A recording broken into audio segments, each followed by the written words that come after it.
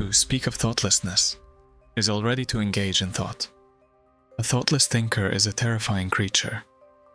No hesitation, no regret, no inner monologue holding them back. A zombie and an enlightened sage look eerily similar from the outside. Both move without doubt. Both operate without the burden of mental chatter. The difference is that one transcended thought, the other simply never had it in the first place. So what separates a lunatic from an awakened being? The truth is, we are never in the moment. By the time you register a thought, it's already old news. Reality moves faster than your cognition, leaving you perpetually one step behind, narrating events that have already slipped through your fingers. You are like a bad sports commentator, trying to keep up with a game that is happening just a little too fast. Even before a word leaves your lips, it has already been sculpted in thought. And before thought even forms, something else precedes it. Thought is not even the first domino. It is a midpoint, a middleman pretending to be the source. If thought is always too late, always chasing the present but never quite reaching it, then where is the present actually happening? By the time you recognize a moment, it has already passed. You are not thinking reality, you are remembering it. So you see, this isn't just about the gap between thought and speech.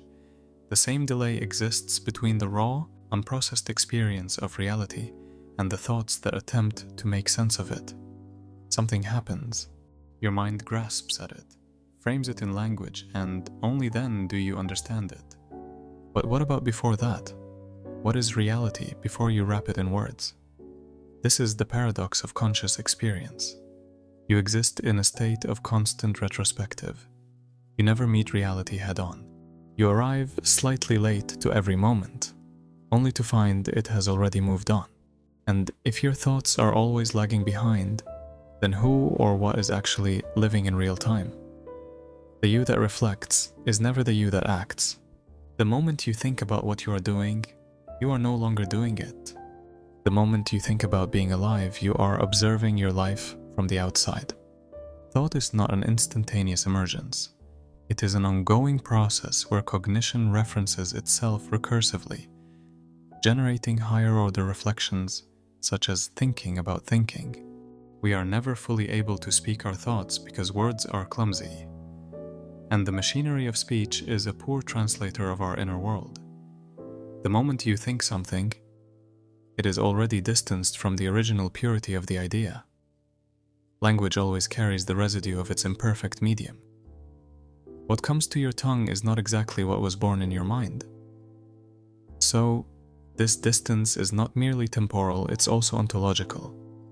We are never fully able to represent the essence of a thought, because the thought is bound by the inherent gaps in language and perception. Every time you speak, a fragment of the idea, the pure thought, is lost to the incompleteness of expression. You speak it, but it's always fragmented, imperfect, and partial. The distance is a necessary feature of reflective consciousness. There is something deeply absurd about the fact that even to negate thought, we must think. This is the distance between raw being and intellectual apprehension, between presence and articulation. It is why no experience can ever be described exactly as it was lived. The second you translate life into language, you lose the immediacy of it. Words require structure. The moment you think, you fragment. The moment you name, you define. The moment you define, you exclude. Thoughtlessness is undivided, but the mind is a machine of division.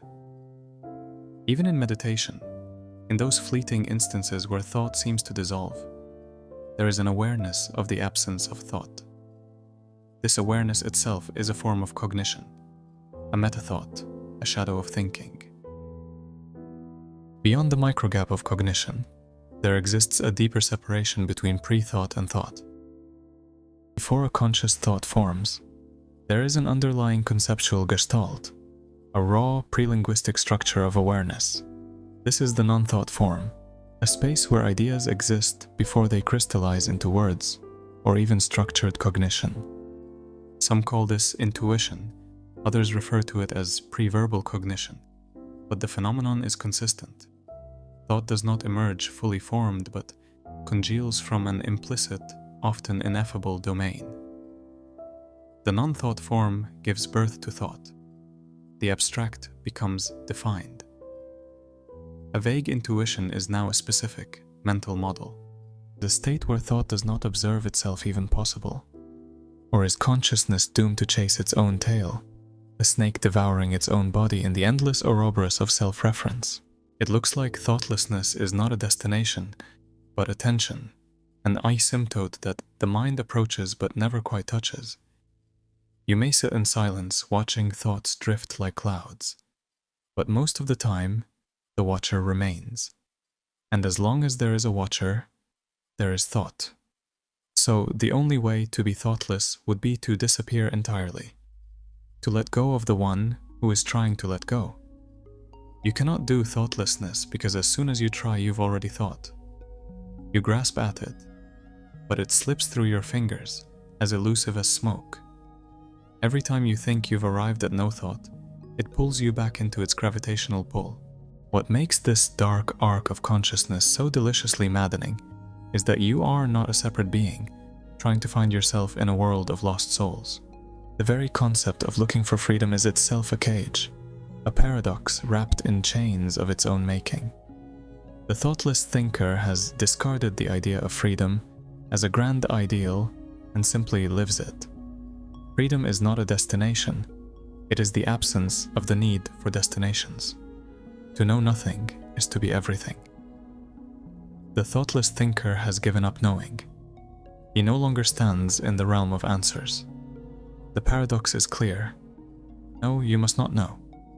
To know nothing is to slip out of the grasp of thought itself, allowing the world to pour itself into you without the filter of interpretation.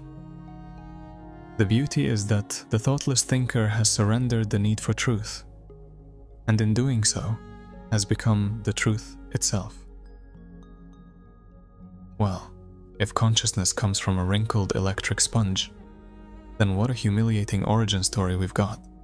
The grand cosmic observer, built from cholesterol and protein. Every philosophy, every spiritual system, every scientific theory you've ever encountered is a way to distract you from the knowing truth. You are the source of everything. What a curse. What a beautiful, dark gift.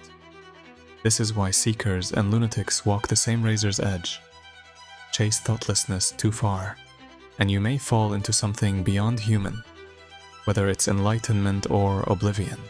In Tibetan Buddhism, it's said that in the moment between death and rebirth, there is a realm called Bardo, where the mind experiences a pure, unconditioned state, a chance to escape the wheel of illusion. What if the silence between thoughts is the same thing? An opportunity to slip through the bars of the prison. When you try to enter the silence, you bring yourself with you. And that is the problem. Because who is the you that seeks silence? It is thought itself.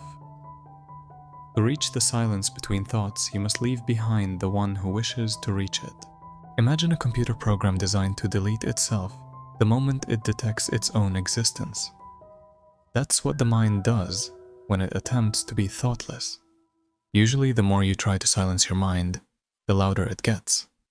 The thing is that a self-aware system can never fully shut itself down. This is the first lesson of the thoughtless thinker. You cannot turn off the mind by force. Instead, see it as an analog of the art of optical illusion. You may have the freedom to move in all directions, yet you are still a prisoner within your own idea of freedom. Develop the skill of seeing. Exercise your inner eye, and you will be able to see both illusions.